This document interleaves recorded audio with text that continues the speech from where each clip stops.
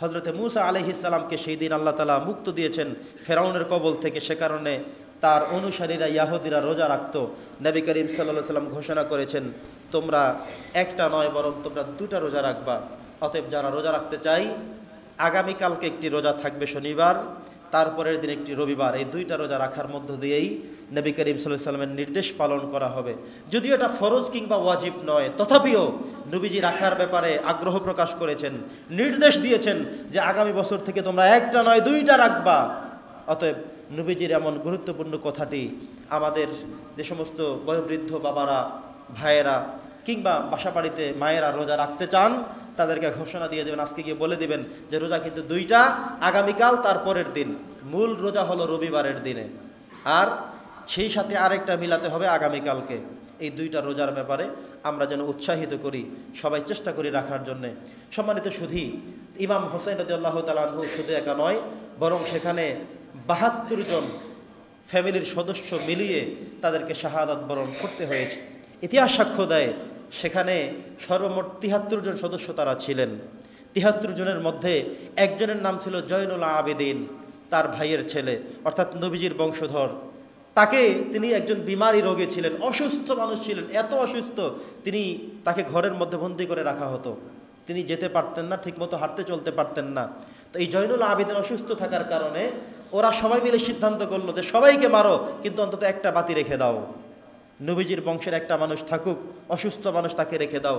তো ওনাকে রেখে দেওয়ার কারণে সেখান থেকেই এই যে আমরা আওলাদে রাসূল পাচ্ছি, ওনার থেকেই পরবর্তী তিনি সুস্থ হলেন, বড় হলেন, সেখান থেকে তিনি বিয়ে করলেন। পরবর্তী বংশের পরম্পরায় মূলত আওলাদে রাসূল, নবীজির বংশধর, এই সিস্টেমে এখনও জারি রয়েছে।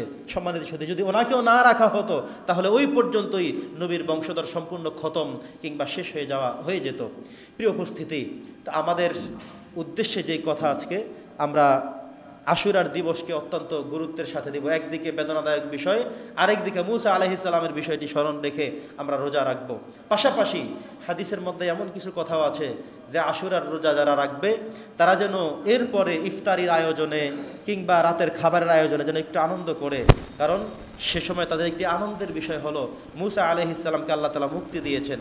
এভাবে একটি দুর্বল হাদিস পাওয়া যায়, যাদের পক্ষে সম্ভব আমরা ইনশাল্লাহ সে আমলটুকু করার চেষ্টা করব।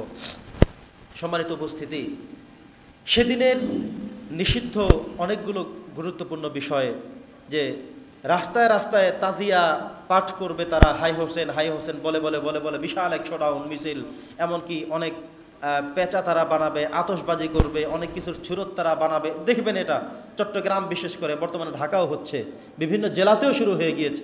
মানে আমাদের সমাজটা হলো এমন, যেই কাজটা ভালো, নেক কাজ, সৎ কাজ, ওইটা দিন দিন মানুষ কমতে থাকে, আর যেটা অন্যায়পূর্ণ, যেটা বেদাতপূর্ণ, এই কাজের দিকে দিন দিন মানুষের ঘূর্ণয়মানটা বেশি হয়, দিন দিন মানুষের সংখ্যাটা সেখানে বেড়ে যায়। এটা অত্যন্ত দুঃখজনক। একটা সময় শুধুমাত্র বহির্বিশ্বের কিছু কিছু জায়গায় হতো। কারা করতো এটা? যারা শিয়া, যারা হযরতে আলী রাদিয়াল্লাহু তাআলা আনহুকে অনেক বিশাল কিছু মনে করেন, এই শিয়া সম্প্রদায় যারা, তারাই কাজগুলো করতেন। সেখান থেকে এসেছে চট্টগ্রামের এই সুন্নি নামে কিছু মানুষ রয়েছে যারা গর্হিত কাজগুলো করে বেড়ায়। তো সেখান থেকে শুরু হলো চট্টগ্রামের কয়েকটা অঞ্চলে, সেখান থেকে বাড়তে বাড়তে এখন রাজধানী শহরে, এমনকি বিভিন্ন জেলায় এই কার্যক্রমগুলো শুরু হয়েছে। এটি আমি এখানে সবাইকে বলে দিচ্ছি, এমনকি সোশ্যাল মিডিয়ার কল্যাণে অনেকেই জানবেন। এটা অত্যন্ত গর্হিত কাজ, কোনো নেকের কাজ নয়, কোনো সওয়াবের কাজ নয়, হাদিসের নির্দেশনা নয়, বরং হাদিসে নিষেধ করা হয়েছে, গুনাহের কাজ, অন্যায়ের কাজ বলে অভিহিত করা হয়েছে। অতএব আমরা তাজিয়া নামে কোনো মিছিল, হাই হোসেন নামে কলরব করা, এটা কখনোই আমাদের জন্য উচিত হবে না।